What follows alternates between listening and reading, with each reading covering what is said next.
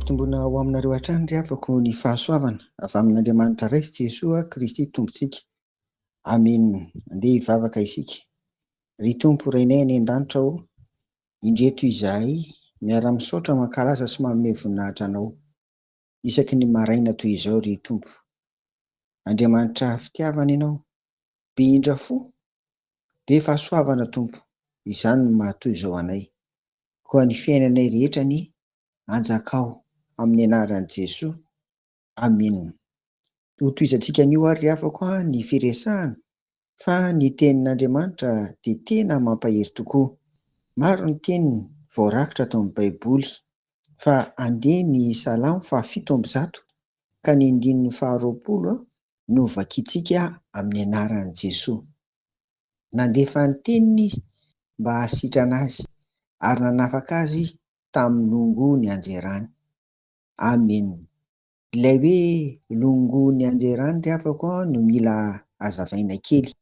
Io longo io dia mety ho azo dika hoe lavaka, ary ny mety hevitra izany dia ny fahefan'ilay ratsy izay mety manimba, mety mahafaty mihitsy aza ny fiainan'ny olona. Io longo koa dia adikan'ny Baiboly, ohatra zao raha jerentsika amin'ny Baiboly Katolika dia ambarany hoe fasana io, izany hoe fahafatesana zany.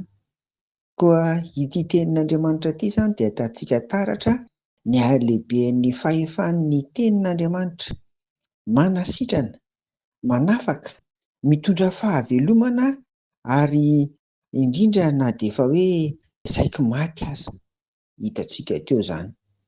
Hita tokoa ilay Andriamanitra ao anatin'ny fahatsara-pony, tsy mivadika amin'ny famonjenan'ny olony ao anatin'ny zavatsarotra lalovany eo amin'ny fiainany. Eto mantsy dia mamerina amin'ny tanisa ny zavatsarotra no lalovan'ny sy ny ainan'ny vahoakany tany anefitra. Ry havako, feno fanantenana sy finoana, izany koa no fonosony izao andinin-tsoratra masina izao, satria Andriamanitra dia tsy mitaza-potsiny ny olona amin'ny zava-manahirana azy, fa mahay manova ny mety ho fahadisom-panantenana ho tonga fandresena. Hoy ary ny Tompo, mampahery anao anio. Nandefa ny teniny izy mba hasitrana azy ary nanafaka azy tamin'ny longo na lavaka ny anjerany. Amen. Andeha hivavaka ary isika. Ry Tompo renay any an-danitra ho, misaotra anao ary izay ny amin'izany fitiavanao izany. Koa tanterao Tompo amin'izay mpanomponao, misy mahatoky ary manantena anao ry Jesosy Kristy. Raha marary izy araka izany teninao izany dia mba sitrano, sitrano, sitrano Tompo.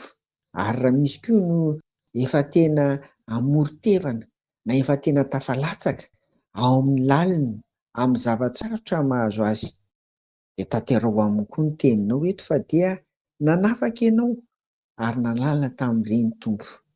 Dia fanindrenay Tompo ry rainay any an-danitra ho, mba hinoanao izany hivavaka izany ary dia tanterao Tompo. Fa izay dia mivavaka amin'Andriamanitra velona ao amin'i Jesosy Kristy. Dia aminaranao no nanaovanay an'izany vavaka izany. Amen. Ho aminareo ary ny fiadanan'i Jesoa ry havako. Amen.